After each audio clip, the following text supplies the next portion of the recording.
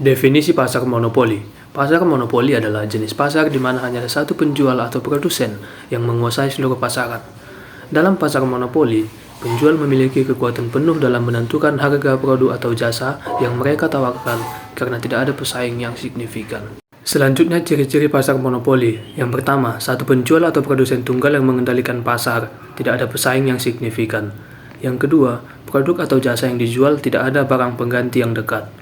Yang ketiga, penjual memiliki kekuatan pasar yang besar untuk menentukan harga produk atau jasa.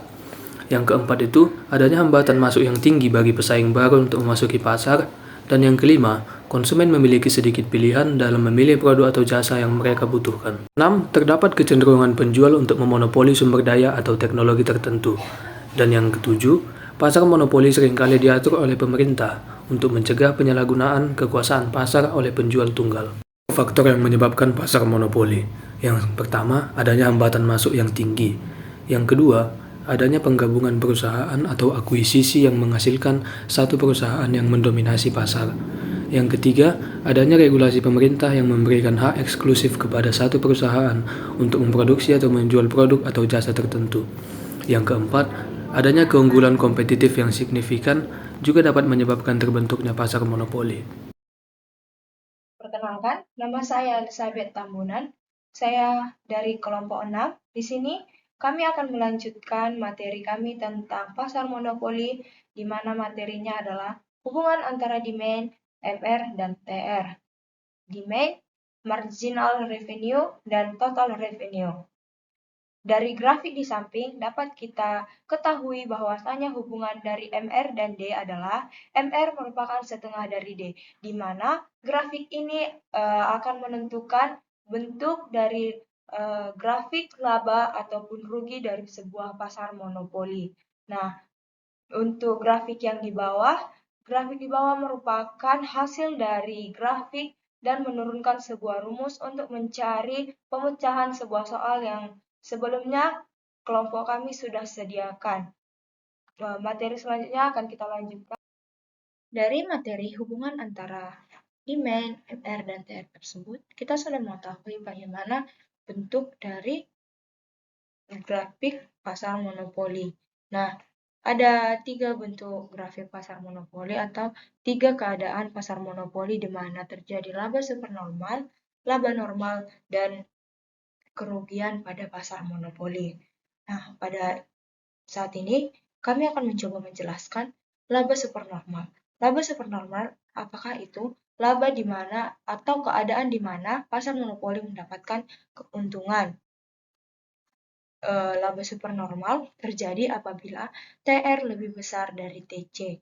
Nah, sehingga dihasilkanlah sebuah laba seperti pada grafik di samping ini yang sudah diarsir. Nah, untuk laba normal terjadi apabila TR sama dengan TC. Keadaan di mana pasar monopoli tidak mendapatkan keuntungan dan tidak mendapatkan kerugian. Pada dasarnya, pasar monopoli akan mendapatkan keuntungan karena pasar monopoli merupakan sebuah pasar tunggal yang memegang atau sebagai penentu harga dari sebuah produk yang ia jual. Karena pasar monopoli adalah pasar satu-satunya dan tidak memiliki saingan dalam pasar, sehingga ia berhak untuk menentukan. Sehingga dari situlah dapat disimpulkan bahwasanya pasar monopoli akan lebih sering mendapatkan keuntungan atau bisa kita sebut jarang mendapatkan kerugian. Nah, untuk yang terakhir, kerugian terjadi pada saat TR lebih kecil daripada TC. Inilah keadaan di mana pasar monopoli akan mendapatkan kerugian. Jika kita perhatikan, kalau semisalnya tadi di perusahaan monopoli pada saat dia mengalami keuntungan atau laba supernormal, titik A dan B ini berada di atas C dan D. Namun sebaliknya, jika dia mengalami kerugian, maka titik C dan D lah yang berada di atas. Nah, sebagai contoh soal, kami telah menyediakan yang akan kita pecahkan bersama-sama. Contoh soalnya, Sebuah pasar monopoli memproduksi barang X memiliki struktur biaya yang ditunjukkan oleh persamaan TC sama dengan 250 tambah 200 Q dikurang 10 Q kuadrat ditambah 3 Q pangkat 3 Q 3. Persamaan kurva permintaan pasar terhadap produksi atau barang X yang dihasilkan oleh perusahaan monopoli tersebut adalah P sama dengan 500 dikurang 10 Q. Berdasarkan informasi tersebut, kita disuruh menentukan harga dan jumlah dan juga apakah pasar monopoli tersebut mendapatkan keuntungan atau kerugian.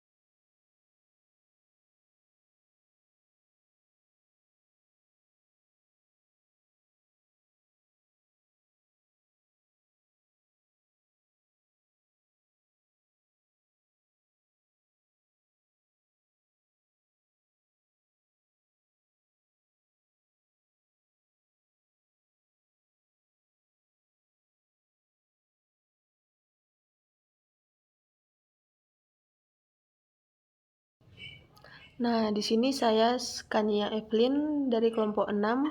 Saya akan melanjutkan penjelasan materi kami mengenai pasar monopoli, yang mana di sini saya akan menjelaskan mengenai keseimbangan pasar monopoli. Nah, keseimbangan pasar monopoli ini ada dua. Yang pertama itu ada keseimbangan dalam jangka pendek, dan yang kedua adalah keseimbangan dalam jangka panjang. Keseimbangan dalam jangka pendek ini, analisis keuntungan itu dapat dilakukan melalui dua pendekatan. Yang pertama itu ada pendekatan total revenue dikurang total cost, dan yang kedua itu ada pendekatan marginal revenue dikurang marginal cost. Nah, yang kedua ada keseimbangan dalam jangka panjang. Untuk menentukan keseimbangan perusahaan, kita memerlukan dua kurva biaya, yaitu AC atau Average Cost dan MC atau Marginal Cost. Nah, selanjutnya, karena perusahaan monopoli itu keluar dari pasar jika ia mengalami kerugian, maka kurva permintaan itu harus bersinggungan dengan kurva AC atau terletak ke kanan dan memotongnya sebanyak 2 kali. Nah, selanjutnya itu mengenai pemaksimuman keuntungan dalam monopoli. Sifat umum dari permintaan barang-barang yaitu semakin tinggi harga suatu barang, maka semakin sedikit jumlah yang diminta dari barang tersebut. Nah, permintaan yang dihadapi oleh pasar monopoli itu berbeda dengan yang dihadapi oleh perusahaan dalam persaingan sempurna. Sebagai akibatnya dalam pasar monopoli itu harganya selalu lebih tinggi dan hasil penjualan itu selalu marginal. Nah, dari materi yang sudah kami jelaskan sebelumnya, kelompok kami mendapat kesimpulan yaitu pasar monopoli adalah jenis pasar di mana hanya ada satu penjual atau produsen yang menguasai seluruh pasaran. Nah, dalam pasar monopoli ini, penjual memiliki kekuatan penuh dalam menentukan harga produk atau jasa yang mereka tawarkan karena tidak ada pesaing yang signifikan.